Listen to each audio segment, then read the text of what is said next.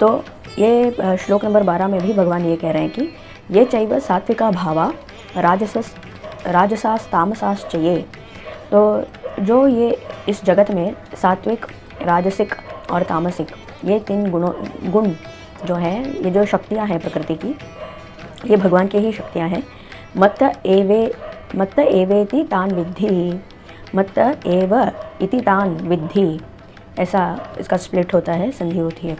तो हे अर्जुन, ये तुम जान लो कि ये तीनों जो गुण हैं, मत्त एवे इति, मत्त एव मुझ में ही है, इति तान विद्धि, ये तीनों जो है विद्धि यानी कि जान लो।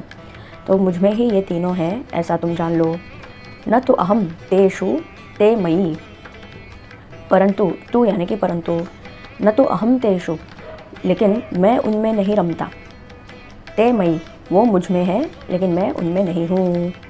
तो इसको हम किस प्रकार से समझें? तो मान लीजिए कि हम हैं, तो हमें ये तीनों गुण हैं, सात्विक गुण भी है, राजसिक भी है और तामसिक भी है। क्यों? कभी कभी हमें क्रोध आ जाता है तो ये तामसिक गुण है, और कभी कभी स्वार्थ में हम अंधे हो जाते हैं और कुछ गलतियां कर देते हैं, तो ये तामसिक गुण है। तो कभी कभी हमारे मन में बहुत ही बड़े बड़े एम्बिशंस आते हैं कि मैं ये साध लूँ, वो साध लूँ, तो ये हमारे अंदर का राजसिक गुण है। और सात्विक गुण कि भाई मुझे पुण्य कमाना है, हम भगवान के पास इसलिए जाते हैं कि हमारा पाप घट जाए और पुण्य की वृद्धि हो, तो या हमें या हमारे परिवार वालों का अच्छा हो, सुख, वो उन्हें पुण्य मिले, या फिर हमारे पूर्वजों को पुण्य मिले। तो इन सभी कारणों से किसी कारण के हेतु, किसी अच्छे कारण के हेतु अगर हम भगवान के पास गए तो ये क्या हुआ? सात्विक गुण हो गया। तो ये तीनों गुण जो है अदल बदल कर अलग अलग समय पर अलग अलग कालों में ये व्यक्त होते हैं। ये तीनों हमारे अंदर होते ही हैं, ऐसा कोई भी नहीं है जो इन तीनों में से किसी एक से या किसी दो से वो मुक्त हो। ये तीन तो हैं ही हैं।